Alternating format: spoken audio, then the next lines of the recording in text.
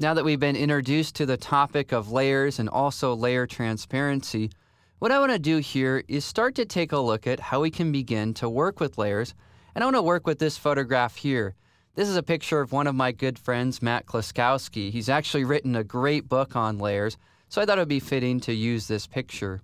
Well, over here in the Layers panel, before we start to click around, what I want to do is change the way these layers are displayed. You can do that by right-clicking or control-clicking in the Layers panel.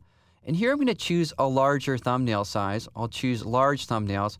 You can see my layer thumbnails are now much bigger. Sometimes this is helpful in order to be able to actually see what's in the panel.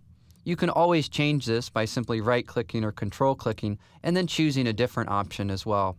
Okay, well, I'll go back to that large thumbnail option because it's good for demos. You notice the background layer has its visibility turned on.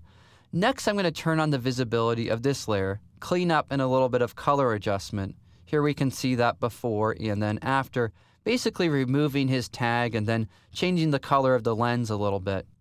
Next, I have a color adjustment layer. This particular layer really warms things up, so it changes the color and tone kind of to something which looks a little bit like fire. Here we can see the before and now then the after. Well, if you click in a layer, you have some controls which allow you to control it.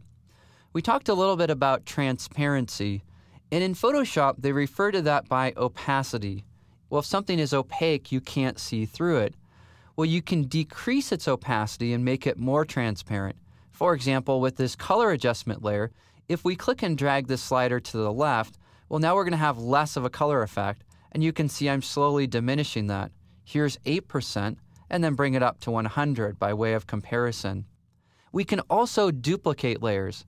We can do so a couple of different ways. You can either click and drag this to the new layer icon, or you can press Command or Control J. By doing that, it will then duplicate the layer.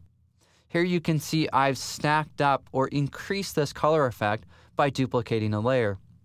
We can also turn off the visibility of these layers if we want to diminish this, or we could target one of these layers that we've turned on, and we could just lower the opacity so that we can then control how much color we're bringing into our picture. Well, next up top, we have two layers which have some text in them. Layers and then layers are cool. Well, let's say that I want to move these layers around. Well, we can click in this graphic layer here, and with our Move tool selected, we can go ahead and click and drag to reposition this. We can also do the same thing with this layer. We'll go ahead and again click and drag to change that location. Well, if ever you want to move two layers together, just hold down the Command or Control key and then click on both layers. With two or more layers selected, you can then move them by simply clicking and dragging. You can also change some characteristics about the layers. For example, we could decrease the opacity so that these would become more transparent. And we can do that 2 layers at a time, or you can just target one layer and modify its opacity by itself. And you can see how I can do this by simply clicking and changing that opacity amount.